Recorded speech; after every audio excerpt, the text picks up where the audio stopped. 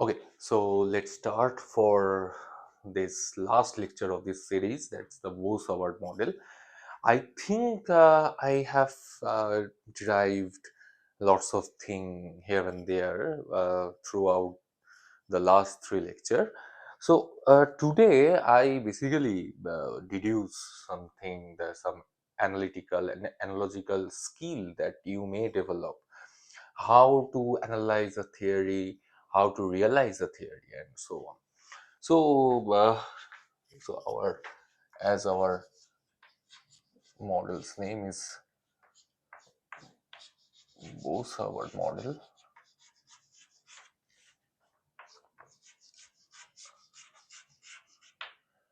So basically, whatever we learned in the last few lectures, that that the theory or the technique holds for all the model that we encountered in physics, not only the Bose-Hubbard model, but I specifically do the theory on Bose-Hubbard model because it's technically sounds easy, because when we talk about the bosons, so the algebra of bosons are not much very complicated. So I planned after a few days that we also discuss about the fermionic Hubbard model, and then also we just see wherever we go and wherever start. Okay, so for the last day, I also derived the action that we have derived.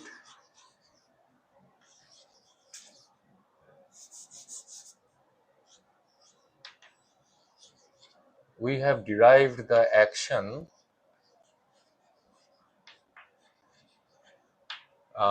There's a quadratic action maybe, which is very much trivial to see, that that is the is psi star and psi. Basically, the action in terms of the new field, which is the auxiliary field, which is introduced to solve or tackle the technique of Haber-Stratonovich transformation. And this in terms of complex field, that we've seen that this is psi star and psi is a functional of this action, is trivially look that the local of psi and something is the prime of psi. So this is the thing, and the integral form, that it is 0 to beta d tau at sum over I,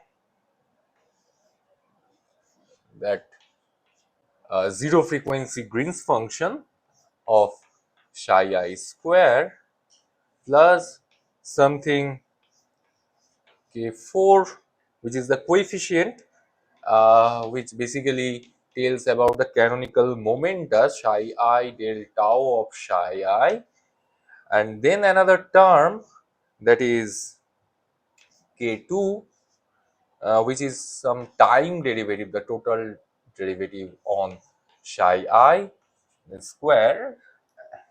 And another part is, which appears for the quadric term, is a two-particle Green's function, or maybe create some vertex in the field theory language, that this is the psi I to the 4.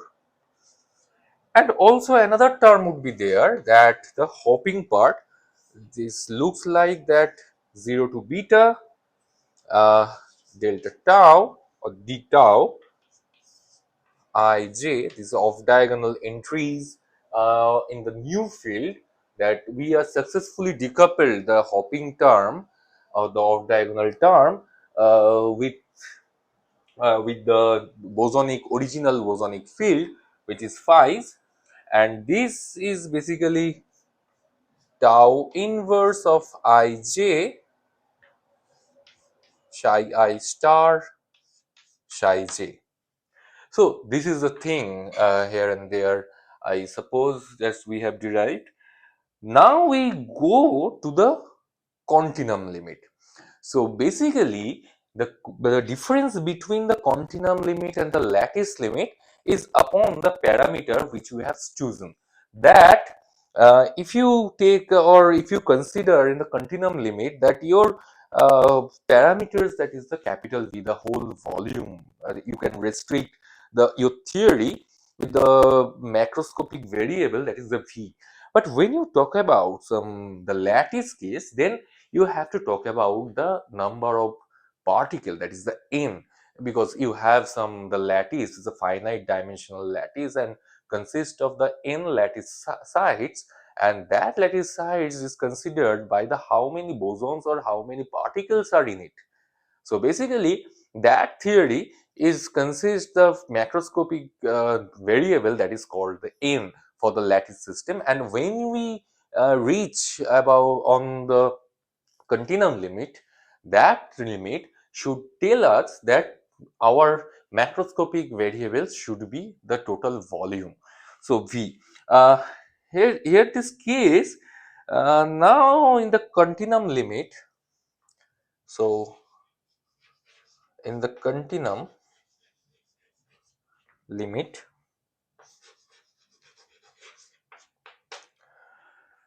the spatial gradient expansion, so the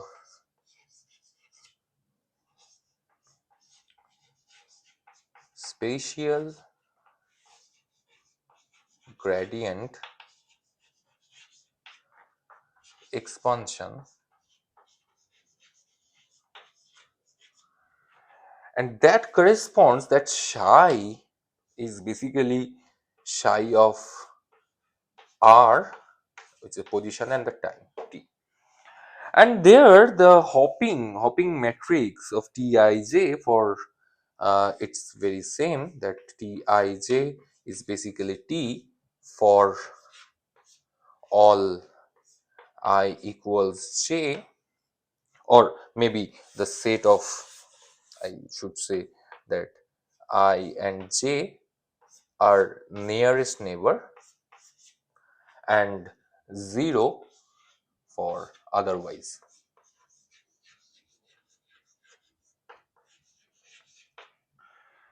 And it is difficult to invest that how in however, we are interested in the long wavelength theory. So in the long wavelength behavior, how do I tackle this Tij and all that?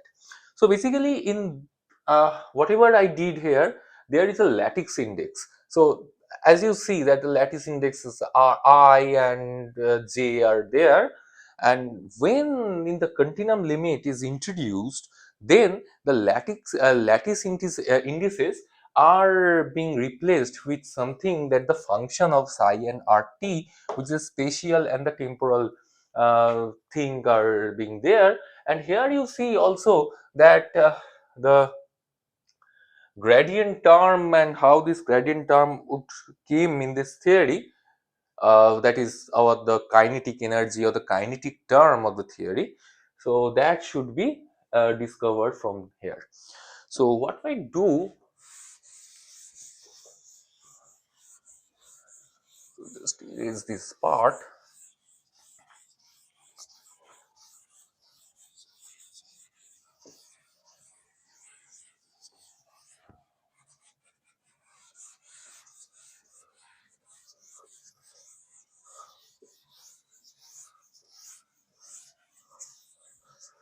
Okay, so as we see that this term, so in terms of the original bosonic field, that Ij phi I star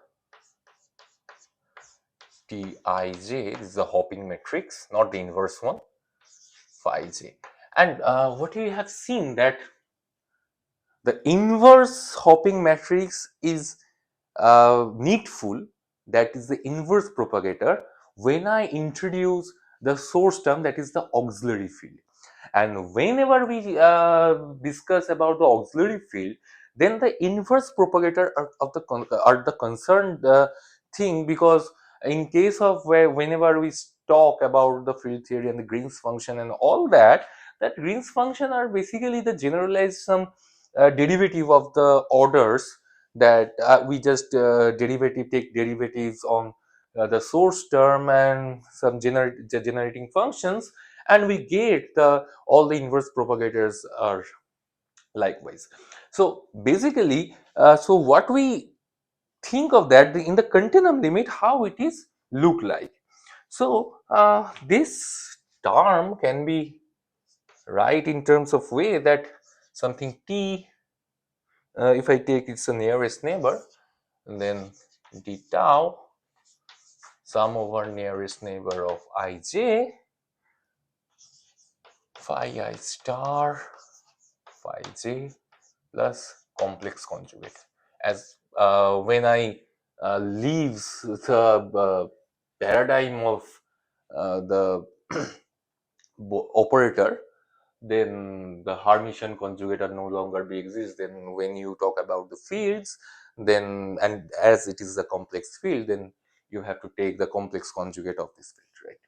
Okay, so what we think of that, if I just take a Fourier transform, or I just want to express this term in the Fourier space, then that should be the spatial to the momentum space, that should be d tau which of k, so all the k point, and this k pointer basically lies, as it's a lattice models, lies in the Brillouin zone, so belongs to Brillouin zone basically.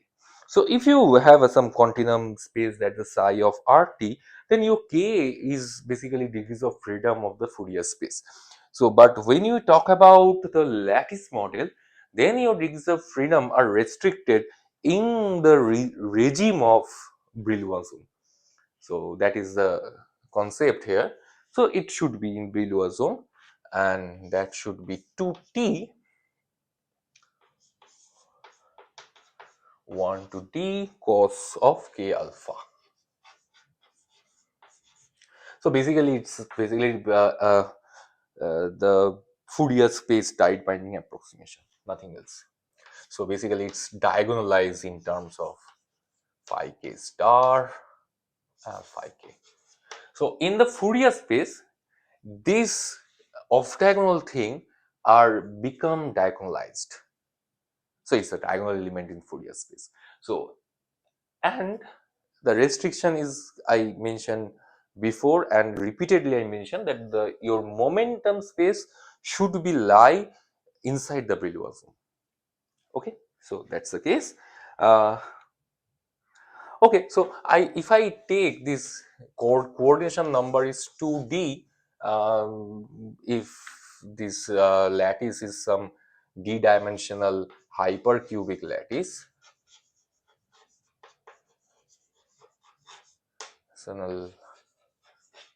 hypercubic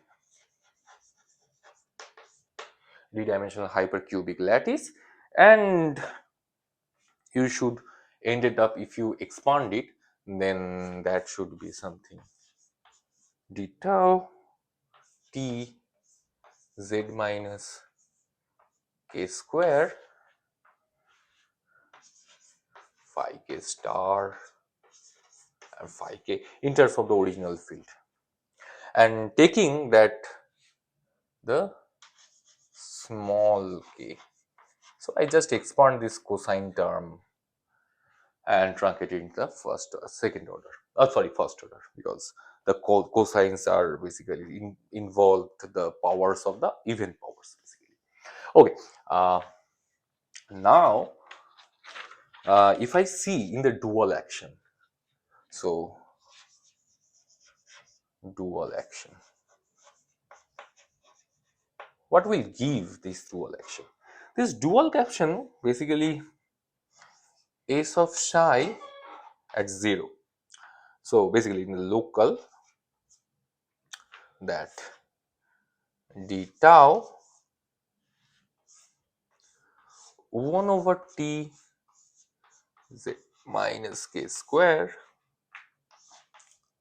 psi k star psi k. So basically what we have to say and what we realize from here, that's the it creates a propagator. It's a Green's function in uh, original bosonic field, but in the new field, in terms of the auxiliary field, that this is the inverse propagator. So that's why the dual action, and if you multiply both of these Green's function, you take some one. So identity of this system. So basically G and G inverse, that G inverse in your dual space, and that should correspond towards the identity. Okay. So now from here, I just, what do I find that in terms of the small k. So small k, we find that d tau sum over integral over k. So in the Brillouin zone, obviously, because the description of phi's and psi's are dimensionally same thing. So it no matter or no wonder that's a different dimensional field. So basically both are the complex field, and they follows the all the similar properties that phi follows. So that's it. So no wonder that's a different thing and different choice of doing the technique. We lives in the same dimension and mathematically deducted something and integrated over with the all in this size and getting back to other phi's. So at it follows the inverse or unitarity of the system, so we can take it all as our choice. So it's our freedom to do this. Okay, so what we get there, that you should zt plus z square t of k square psi k star psi k. So now can you see something from here, that this term is basically your psi square, so some density, right? And this term, the second term of the k square, that the quadratic order term, that corresponds to the grad psi square, right? So the spatial gradient is basically revealed in the inverse propagator picture, right? So I think it is a very successful thing. Okay, so what to do next?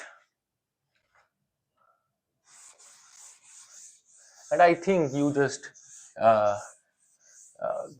realize that this dual picture is the equivalent thing, nothing new in this system.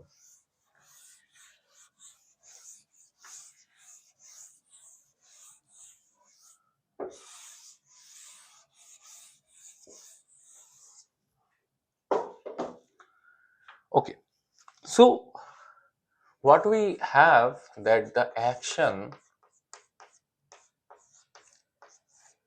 is just psi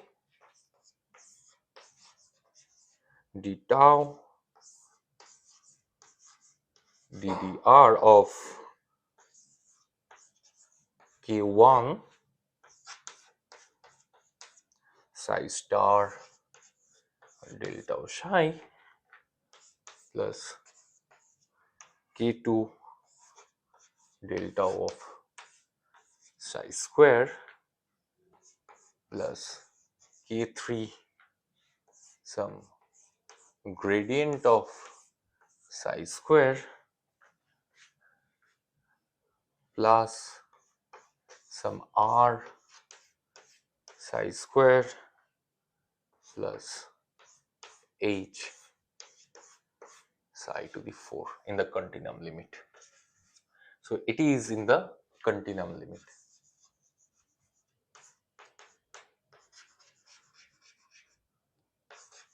So I leave that space of lattice regime. So whenever I step on the continuum limit, that we are very excitingly need that the spatial gradient term. So that's why it comes from the dual action, as we in dives into a momentum space and do it the useful thing, whatever do we want. Okay, so now I think you realize that the picture in the continuum.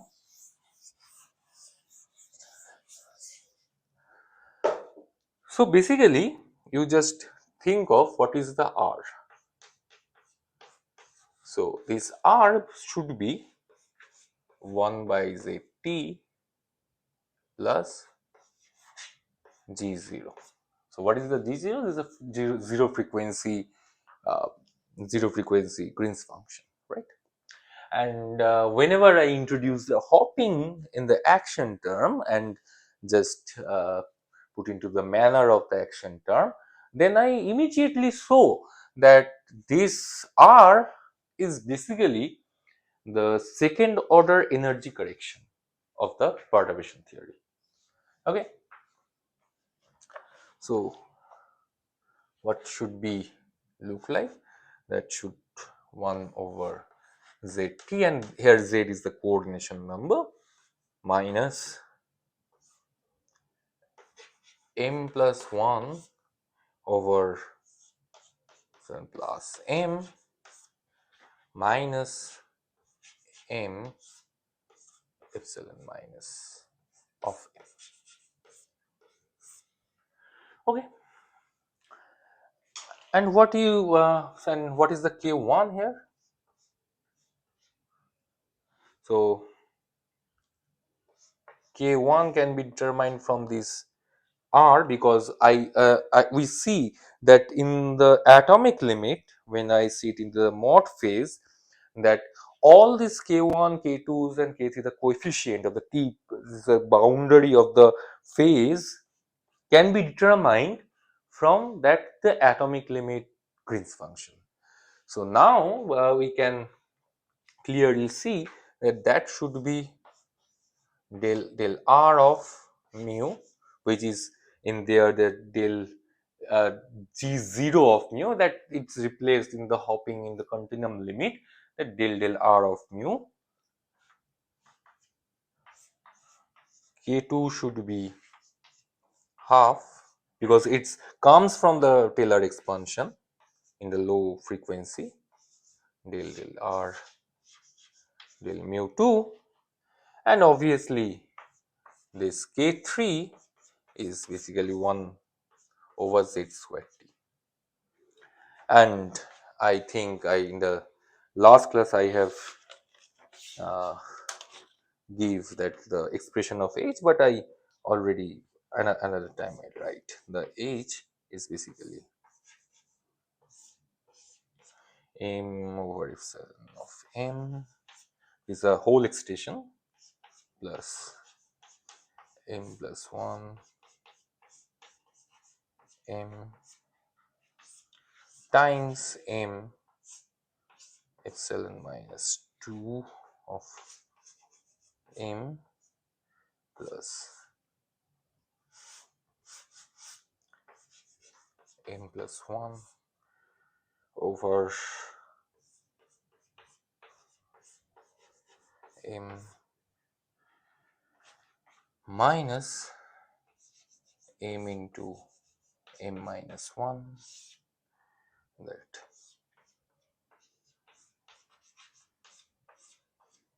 plus, sorry, minus 2 m minus m minus 1, m plus 1 maybe, m plus 2, which I didn't calculate because the mathematics is very tedious. So I just do, I did it, but I leave it for you, and the technical, it's very technical thing. So okay, so I just uh, set the all the coefficients out there, and how do I express in terms of that particle extension, whole extension, aims, and the local Green's function and the R and so on. So from here we can discuss about the critical theory, I think, because it's a, beautiful paradigm to see that. I think you would grasp all the thing what did I say in the case of the continuum limit. Okay, okay. So I'll just erase.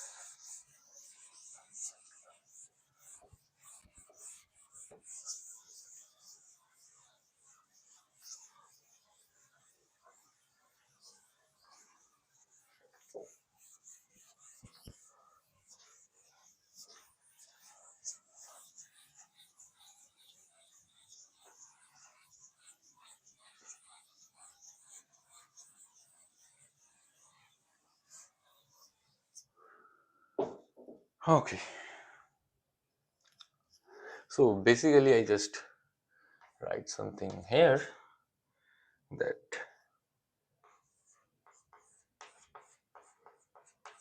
psi star psi, the action, is the effective long wavelength field theory for the Bose-Hubbard model. So is effective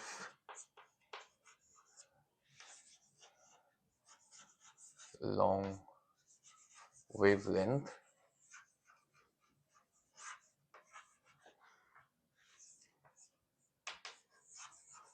field theory, and obviously you see that is a 5-4 theory, nothing else. So for Bose-Hubbard model in the strong coupling regime R, strong coupling R. Okay, and vortex H is the relative strength, is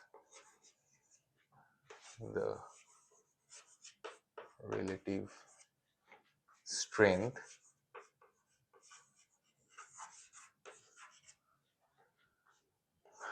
T over U. Now the question may occur that what is the physical meaning of the field? What is the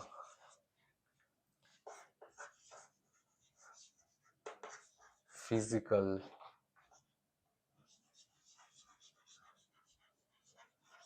meaning of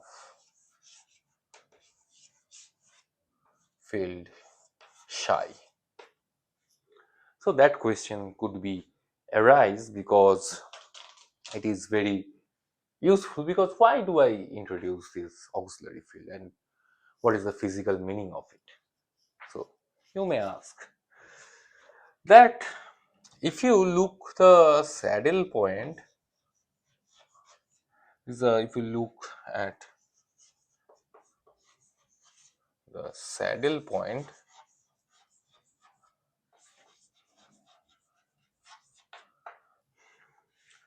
of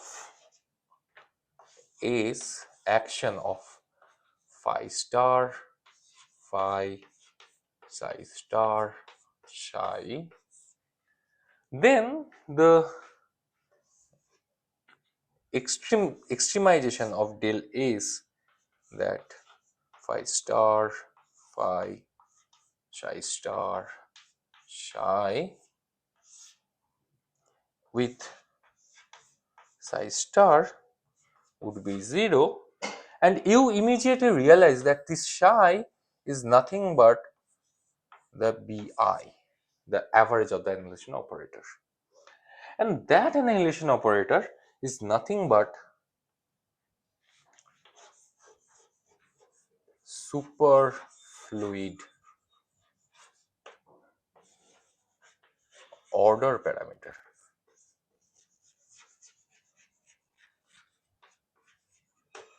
It's the thing. So basically, I repeatedly say, and in the next class, in the last class, I already said that this the psi, that's auxiliary new complex field, is the analogous of the mean field in the mean field theory. So it creates some order parameter. Due to this order parameter, we can see how the symmetry is being spontaneously broken, right? So in the phase transition of the spontaneously broken symmetry, there should have some order parameter, and but not necessarily, because some of the incident we physicists may see that in the topological phase transition, or maybe some sort of the protected symmetry protected phase transition, where there is no need to study about the order parameter. Um, So it is a different case. So in the Bose-Hubbard model, this theory lies in the phi-4 theory, and there is a certainty that we do have some order parameter, and due to the because of the phase transition in not insulating to superfluid phase, it's indeed a spontaneously broken symmetry. So that's why we need to have some order parameter and identify the order parameter. So this psi, that's the auxiliary field, is basically analogous, or be the analogous of the mean field, and be the superfluid order parameter. That's it. So in the operator regime, in the mean field, I assume that you all successfully know the mean field theory for the lattice model, and that in there the all lattice sides are taken as the same, that you choose the lattice I, uh, and I think this is the understandable, fair enough, that we realize all the matter which I've done in the field theory, uh, it's the same as the mean field theory predicts, right? So you may see the work of T.V. Ramakrishnan on the Mott insulating phase to superfluid phase transition on the Bose-Hubbard model in the mean field theory. So that is the some published paper there, conducted by T.V. Ramakrishnan, and this the whole work is subject to the that, or the based on a paper that uh, the paper title, I guess, that is Mott insulating phase to superfluid phase transition in the strong coupling approach. Author is Professor Krishnendu Gupta. So it's published in 2005 in the Physical Review of A. So all the calculation I did based on their paper. So that's the thing. Okay, so let's do forward.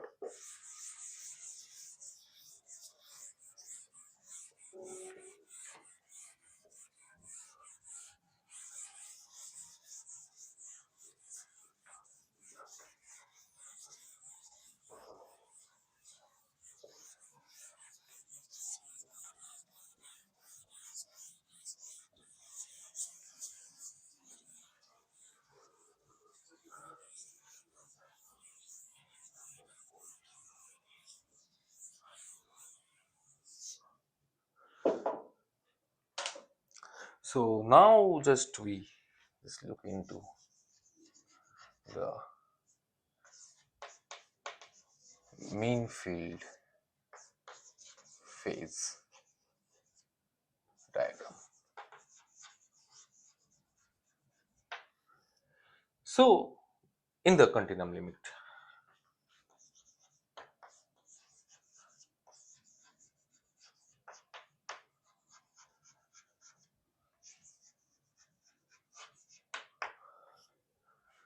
So basically we look into homogeneous configuration. So our goal to see that the homogeneous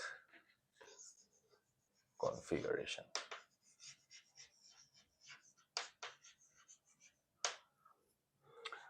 and what we do size a constant minimizing the action, and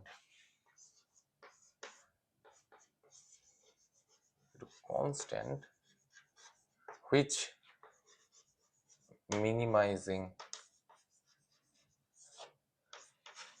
the action is phi star phi psi star psi. Okay, so our ace of psi, what would be that beta in the continuum limit, that's why we should take the or consider the macroscopic parameter is v, the whole volume, that r psi square plus h psi to the 4. So in some three-dimensional picture, so for r greater than 0, we do have, so here maybe an imaginary axis of psi, and here this h of psi. If I plot here, so we just take something, this a three-dimensional shaped thing. So here is something real axis of psi, and this is psi 0 is equal to 0. So here the order parameter is being a 0. And now for r less than 0, so what we find here,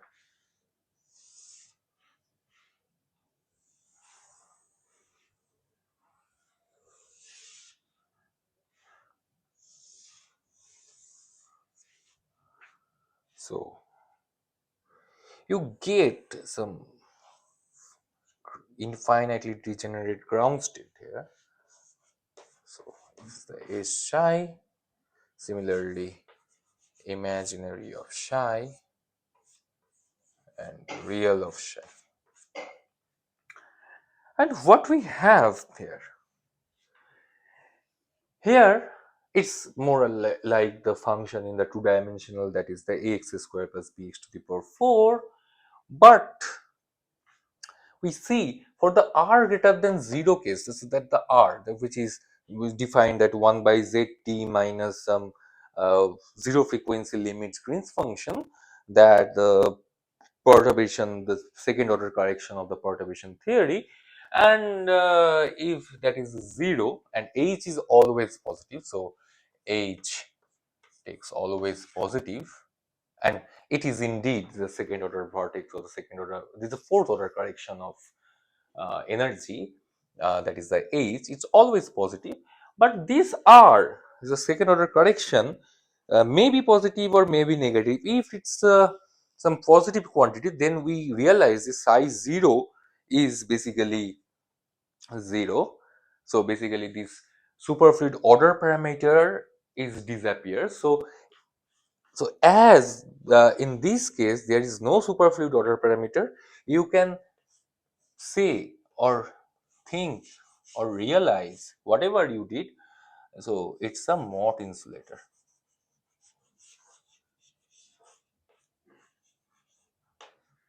Okay, and here what is the size 0 is here, and what would happen at the r less than 0. So in the r less than 0, this is the another phase that you may think of, this is something Mexican hat, it looks like a Mexican hat, and this Mexican hat creates that infinitely degenerate ground state. And for this case, we may see that in this case of the spontaneous symmetry breaking, there would be an at least gapless mode as structured by the Goldstone theorem. So it preserves that this is some infinitely degenerate ground state. So if you consider it looks like a Mexican hat in the 3D. So that creates a gapless phase. So here this psi, if you minimize it, then you would just find that minus of r over 2h, and this is the superfluid phase. So this is superfluid phase. Okay. So what symmetry broke? That in this superfluid phase, in this SF, it breaks the U1 symmetry.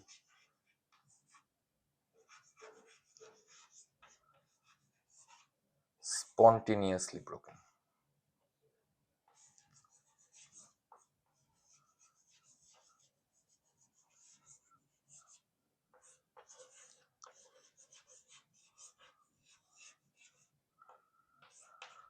Okay. So I think you realize that spontaneous symmetry breaking from this continuum limit of the Bose-Hubbard model in the field theoretic way, right? I think it's very successful thing that you could imagine. Okay, so far so good. So now just move on to the next thing.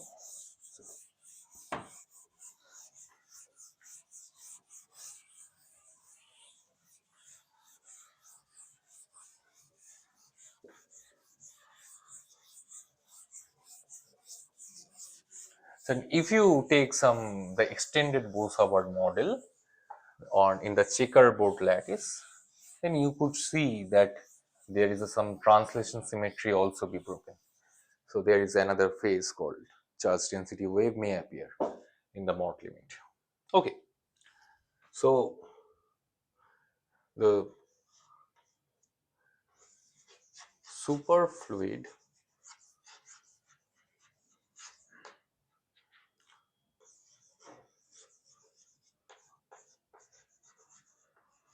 parameter vanishes as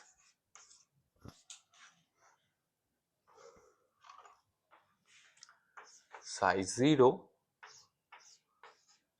is r to the half as r tends to 0 minus. So order parameter exponents, so order parameter exponents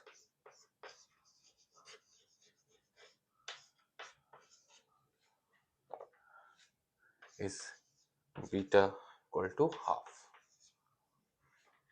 This is characterization of mean field theory. This is a characterization of mean field theory. So it's a critical exponent. So in the Mott insulating phase, so in Mi phase, that is R is greater than 0, the spectrum is gapped. So not only it follows the some spontaneous symmetry breaking, it also follows the Goldstone theorem too. Okay, and another thing, so for your information, that eludes theorem are being there, that is something appeared in this, something appeared in the XY model or the topological case, that local symmetry cannot be broken spontaneously. So that's why in the topological or this kind of feature where the symmetry is protected in a phase transition, that is due to the Elusive theorem. It stated that the local symmetry cannot be spontaneously broken. So, so there is some area law and the volume law are being there. So I won't go to that details because I do not discuss the topological phase transition. But where I stand, that is the Bose-Hubbard models, which indeed follows the 5-4 theory and follows the spontaneously broken symmetry and transition of phases, and in the phase transition it preserves the Goldstone theorem that if the spontaneous symmetry is broken, then there should be a gap and at least one gapless mode. So that gapless mode is basically a superfluid mode. So whatever we thinking of that here, this the mi phase is basically gapped phase. So if I take this S0 of psi star and psi, so this part d tau ddr, that k1 psi star del tau psi and k2 del tau psi square plus k3 grad psi square plus r psi square. In the momentum space, that k omega, so it would appears is minus I k1 omega plus k2 omega square, as you see from here.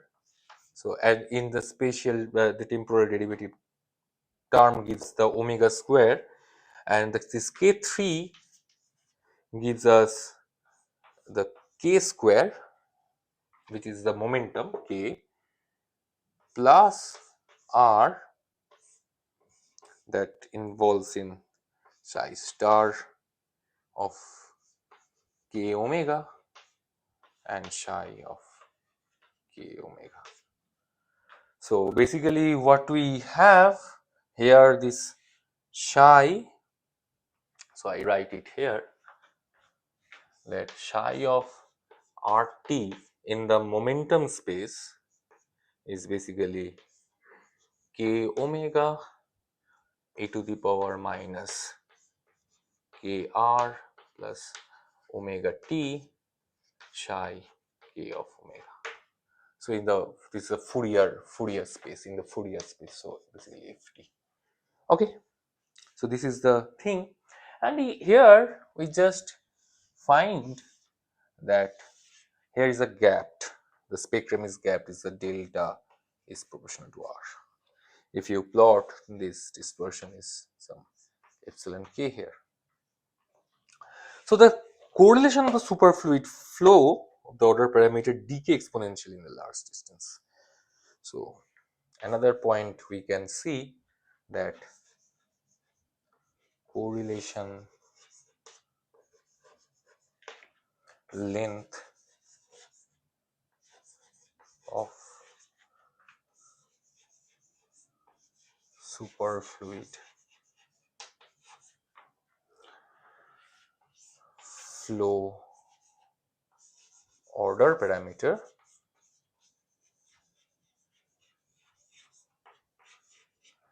decays exponentially.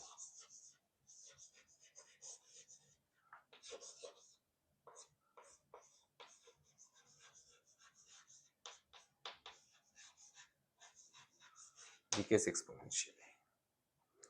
Okay, so at large distance basically.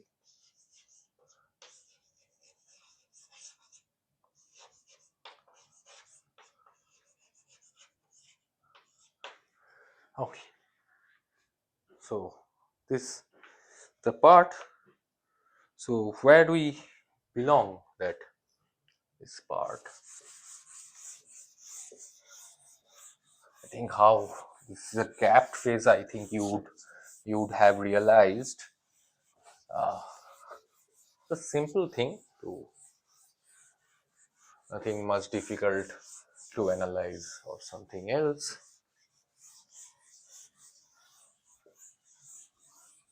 So how these correlations are decays at large distance. So what we find here that we obtain the mean field phase boundary. So where is the mean field phase boundary? So MF phase boundary is basically gives the pole at the pole of the Green's function. So how do you recognize this pole of the Green's function? That your this R of something T mu and U in terms of your parameters, this is a T minus G0, or you may write in terms of something m plus 1 of m. This is a whole extension minus, sorry, it's a particle extension, so it should have particle extension because m plus 1 are there. So m in the whole extension. So you may also think that it can be written as 1 by zt minus m plus 1, that mu minus mu minus m, that 1 minus m mu u plus mu. So you can also think of. So this phase boundary would give you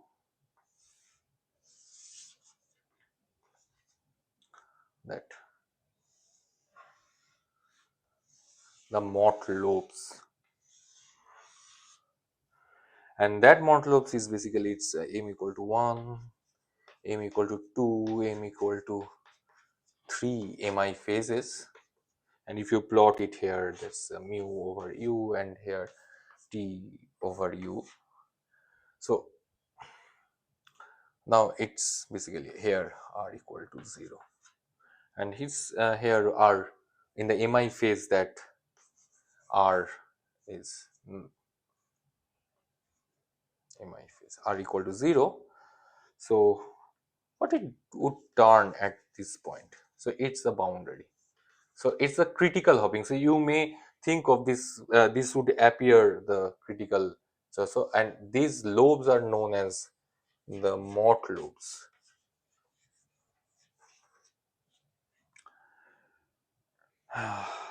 And this is the line of the superfluid. So here the phase is the symmetry is spontaneously broken, and it would possess that a phase transition at the r equal to 0, that is the pole of the Green's function, that gives you the phase boundary. So it is the something else. So in the mean field, whatever you just do in the Gutzwiller, taking Gutzwiller ansatz, that you just diagonalize that energy and minimize the Gutzwiller amplitudes and get and do this self-consistent method, and you take the phase boundaries. But here you also find out the same thing if you obtain that the Green's function, and from there you just introduce hopping in the Mott limit, that is the strong coupling approach, and that Mott limit uh, gives you in the finite hopping regime that the Green's function in the momentum space, and the pole of this Green's function gives you the phase boundary.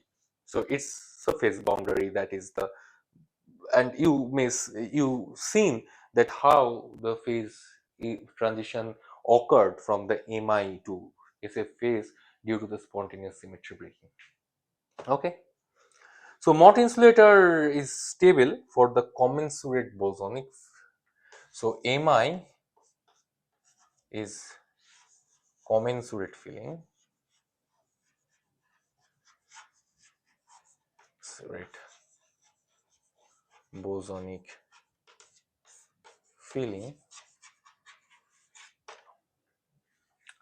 and value, that's the mu by u, making the tip of the Mott lobe. So the tip of the Mott lobe is mu by u of m, it would be root under m times m plus 1 minus 1.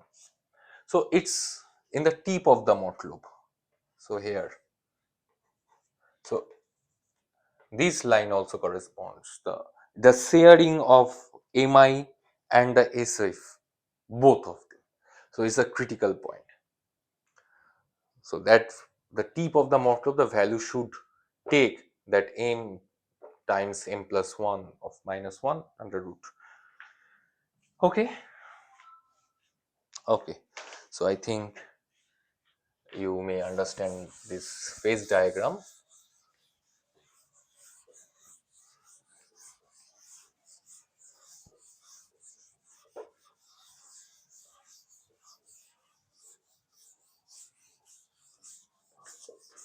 So now the last part. So I also set you in the dispersion relation which I told in this last lecture.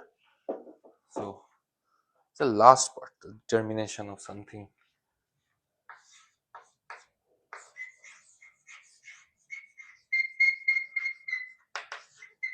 Dynamical exponents or the critical exponents. Critical exponents and the upper critical boundary.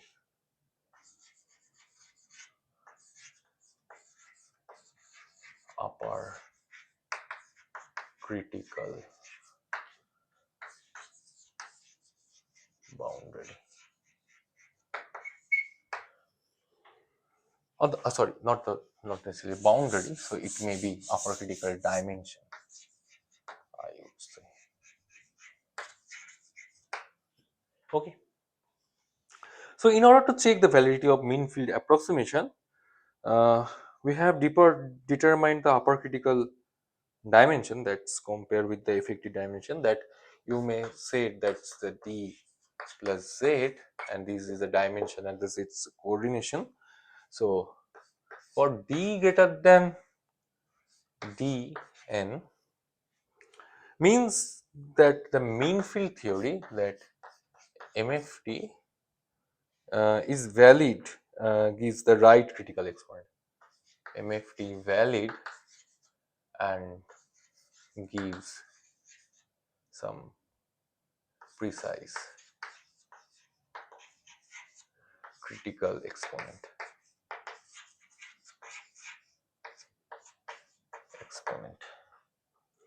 And for that equal to d, which is greater than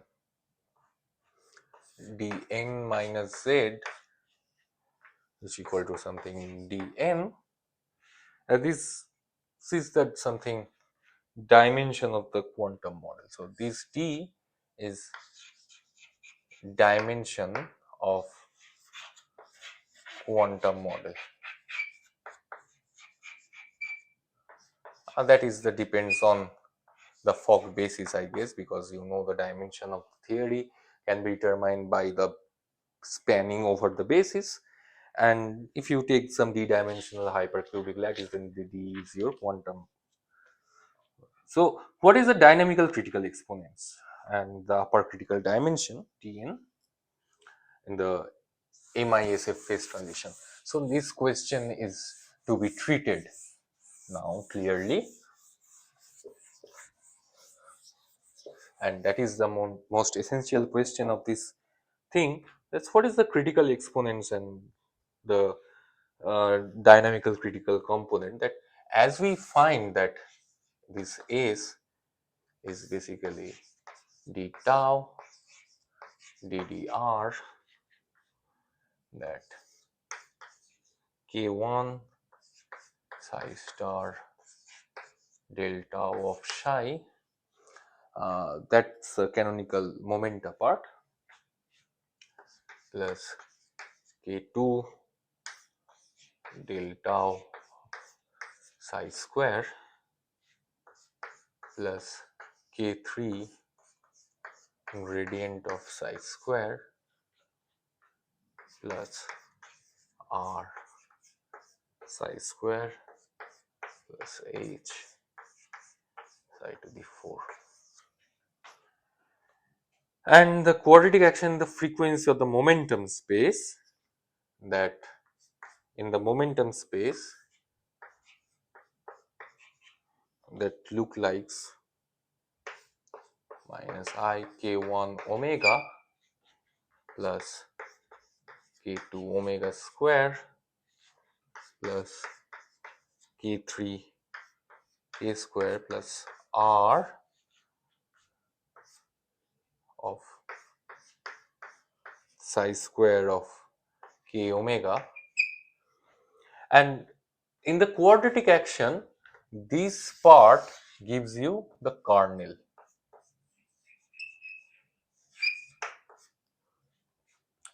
And we are interested in the long wavelength behavior, that the small k and omega.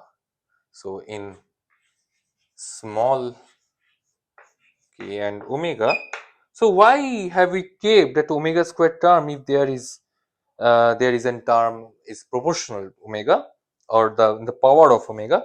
So we have to make sure the prefactor k1 is non-zero. So first of all, we have to make sure that k1 is non-zero.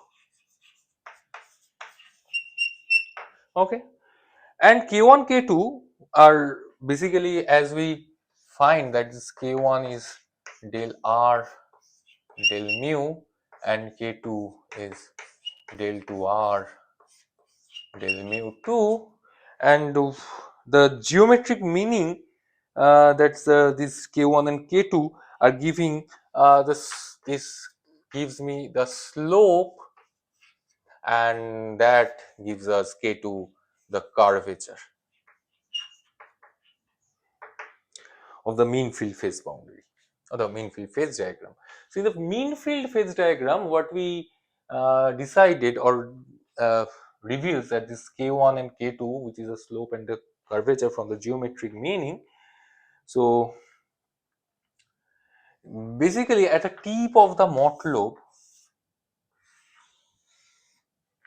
so this is the direction of spatial of r in the mi phase, and in the superfluid regime that r is less than 0, and in the tip, so here is grad r, maybe here is something grad r. So it's a geometric property that which something gives you some uh, and this gradient of r can be generalized in terms of del r del t over u and del r del mu over u. So two sets of the dimension are there. Okay, so if you take it as a matrix, so we have to distinguish between the commensurate and the incommensurate filling. So commensurate filling is basically the tip at the tip of the Mott lobe. So commensurate filling is at the tip of the Mott lobe.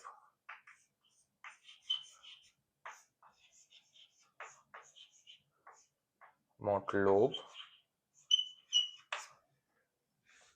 that the component, so that should gives the gradient of r has a component in the direction of mu,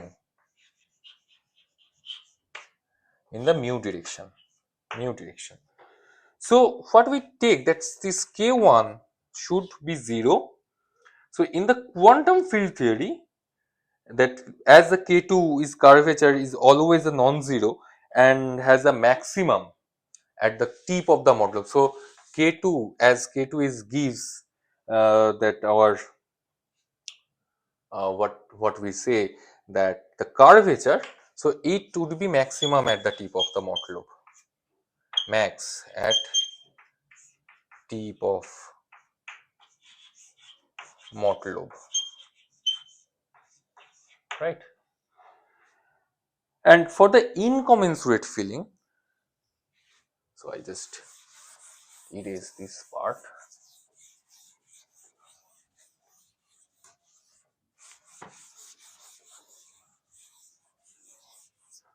So for the case of the incommensurate filling,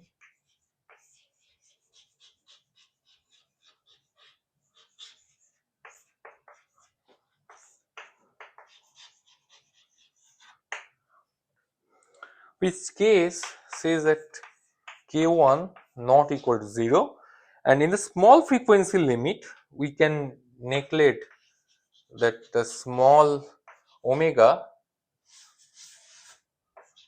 we may neglect that k2 is neglected because it gives a curvature. So if in the k1 not equal to 0 you step on the superfluid phase, so there is no slope, so that's so there is a slope but there is no curvature, so that's why you may neglect the k2, that the part, uh, and your theory would be the temporal part would be not there. So, and if the k2 is 0, your theory would only depends on the omega. So that's how we determine this thing. So basically for the commensurate filling, so for the commensurate filling, as we see at k1 equal to 0, commensurate, that k1 equal to 0, that means your theory that k0 is k2 omega square plus k3 k square, which is 0. That means omega is proportional to k, that means z equal to 1. So it's the critical dynamical exponent that we expect. The dynamical critical exponent z can be obtaining by the setting the kernel is equal to 0 at for r equal to 0. We expect that k equals to 0. So the dynamical critical exponent, how do we, so kernel, this kernel k of k omega is 0 at r equal to 0, and we expect that omega proportional to be kz, and z is your dynamical critical exponent, and z, and at the limit is a long wavelength, so omega k are small. So for the case of incommensurate filling, we see that k1 is non-zero but the k2 is 0 in the superfluid phase. So what we find that your k0, that's kernel of k omega, that minus I k1 omega plus k3 k square, that you would find that should be 0. So basically omega is proportional k square, so the dynamical critical exponent is 2 in the superfluid phase. So that is the case. So how do I retrieve the dynamical critical exponents? So it is the thing. Okay, so now we analyze a last thing, that is the upper critical dimension.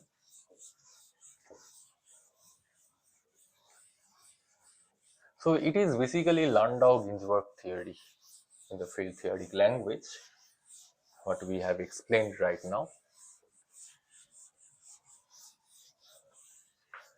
And for the upper critical dimension, you just said that the relevant to length scale and the time scale, that you could say that some r psi and t or tau should tau xi over z, and replace on the sk. So if you replace this in the s, so I just write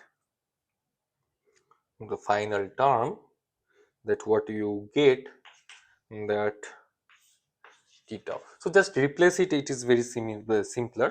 So I don't get to do all the line. So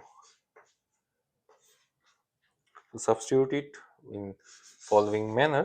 So what you would get that xi of 2 minus z uh, k1.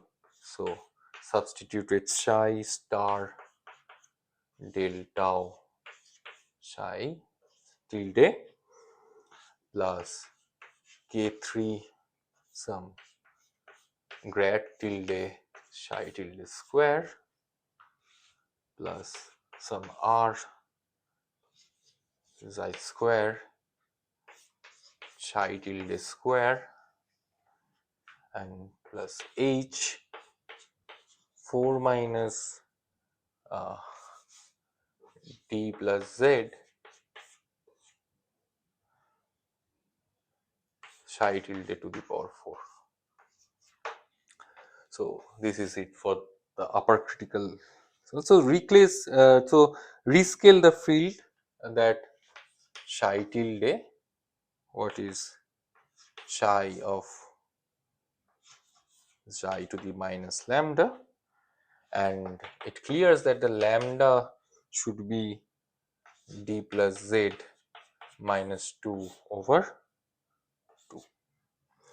So first what you have to do, that you have the quadratic action, that is a psi of the psi, then you just rescale it with r and tau, rescale the r and tau, and you rescale this psi with this part, that psi tilde, and you get this result of the quadratic action. So the form of the kernel would be the d tau. Okay, so not necessary, so it's the same thing. So the form of the kernel would be remains invariant if z equal to 2 for incommensurate filling, and what we have to preserve, that the form of the kernel should invariant that for z equal to 2 and z equal to 1. So we rescale the quadratic action in such a way that the kernel would not should invariant. So basically this is the rescale thing, and after the scale transformation of the interaction, that the h prime should give you that h xi 4 minus d plus z. So this 4 minus d plus z is basically for h xi 4 minus d, and we expect that approach the transition at xi tends to infinity. So transition xi tends to infinity.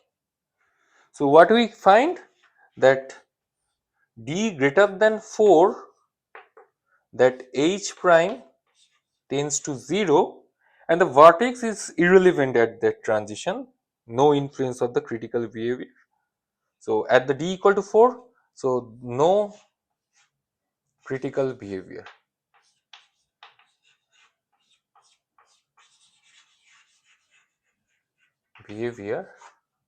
At mi phase, or mi theory is valid. So that is the no free. So sorry. So what I mean to say, that when h prime tends to 0, so though no influence in critical behavior or the critical theory at the mi multislating theory, so it would be more accurate in the greater than 4. So if your dimension is greater than 4, then your mean field theory would become exact. uh, or maybe you could say that d greater than equal to 4, and for d less than 4, that your h prime tends to infinity. So vertex is relevant, but the perturbation theory gives a wrong result.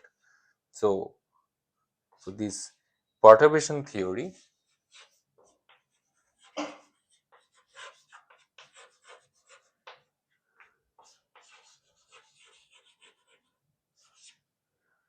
gives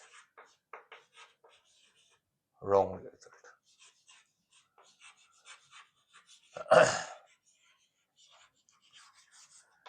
Why? Because this the h basically comes from the psi to the power 4.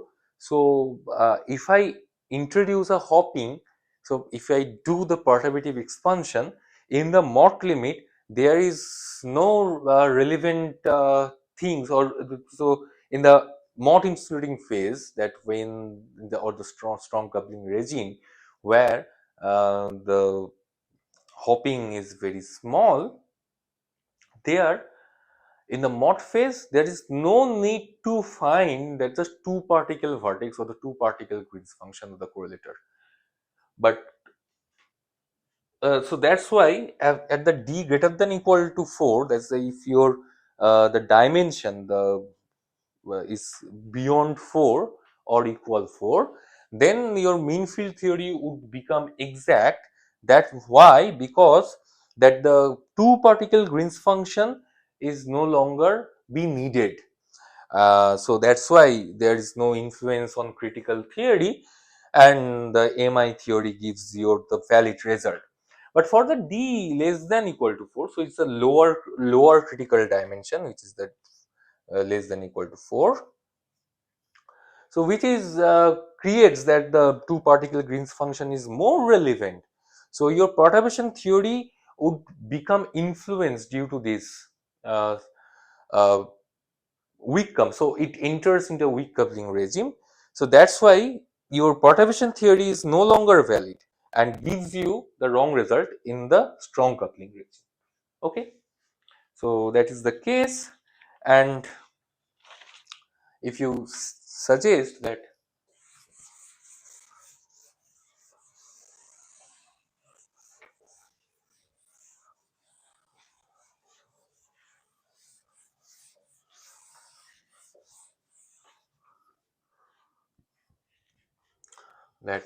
d equal to 4, that means dn equal to 4 minus z. So for z equal to 2, it's commensurate,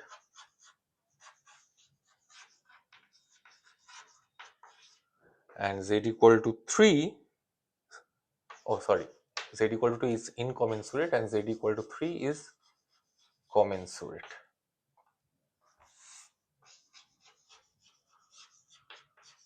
So that is the thing. And in the d equal to 3 mean field theory adequately described that the MI-SF transition is incommensurate filling, but fails to describe the transition at the tip of the Mott loop. So at the d equal to 3, MFT fails to analyze or describe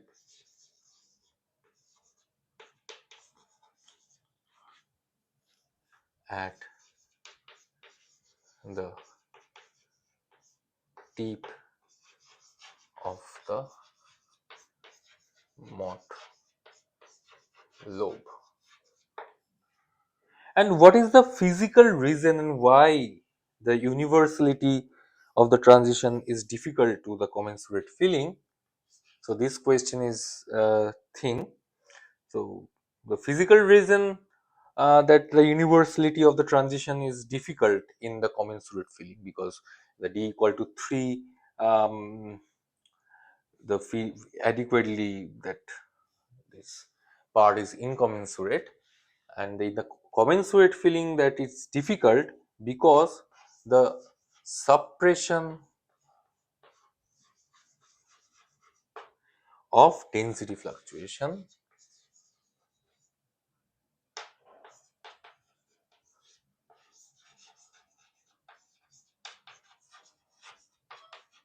suppression of density fluctuation, the phase fluctuation only,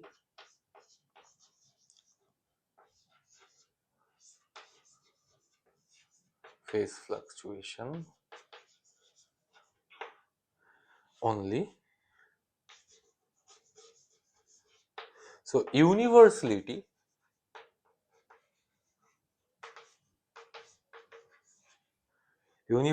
class basically is of 3 plus 1, the spatial and the temporal dimension,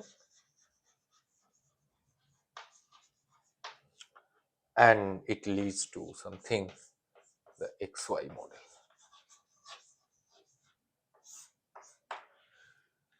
So that's it. So I think I successfully explained the Bose-Hubbard model and in how it behaves in strong coupling regime and how the phases are defined in the Bose-Hubbard model and how the phase transition will happen due to spontaneous symmetry breaking, how to tackle the Bose-Hubbard model in field theoretic way, and making some analogy with mean field theory in the operator level, and all the phase transition and the critical analysis, how you should do the critical analysis to find the dynamical critical exponents and also the upper critical dimensions for any theory using the Landau Ginzburg type theory. I think I answered the all questions. So, uh, so in after few days, I would like to introduce with some interacting spin systems. So uh, there would happens lots of similar kind of approaches, but they are only the difference between the bosons and the fermionic or the spin systems that we couldn't apply the commutation algebra, or I we have to deals with some anti-commutation algebra. So in the bosonic system or in the continuum limit and the lattice limit, so all the things I think I covered and also answered all the possible inquisitive questions that may occur while the student learn. And in I think it is and this method and these techniques to tackle this kind of model is successful. All the model that exist and preserves the same kind of symmetry. Uh, so let's see what would happen in the interacting spin system, and after that we may try to visit some topological phase transition and so on. So it would take some time maybe. So okay, so it's the end of this series, that's the Bose-Hubbard model. So in the next following series would be on interacting spin systems. So okay, thank you.